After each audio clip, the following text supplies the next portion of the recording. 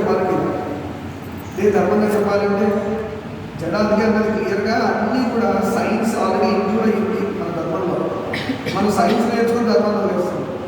Science already ధర్మంలో ఉంది, అందుకని మీరు పెద్ద సైన్స్ గురించి ఫోకస్ చేయట్లేదు. Science already it is deeply included in Veda dharma, మన సనాతన ధర్మంలో ఉంది. సరే పొద్దున్న లేవడంతోనే శ్రీహరి 7 సార్లు శబ్దం చేస్తూ లేవాలి.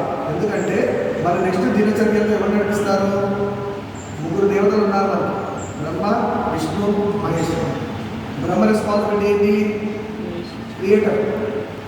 అవునా? బ్రహ్మ ఏం చేస్తాడు? క్రియేట్ చేస్తూ ఉంటాడు. మరి క్రియేట్ చేసిన వాళ్ళందరినీ కంట్రోల్ ఎవరు చేయాలి? విష్ణుమూర్తి చేస్తాడు.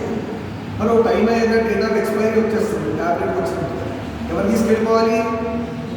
శివుడు. మన చావనని ఎప్పుడు ఎవడంటారు? ఎప్పుడు కూడా శివుడికి అసిస్టెంటే. మరి అలా అని చెప్పి కొంతమందికి నచ్చదు శివుడు. ఎందుకు నచ్చదంటే ప్రాణం పట్టాలి.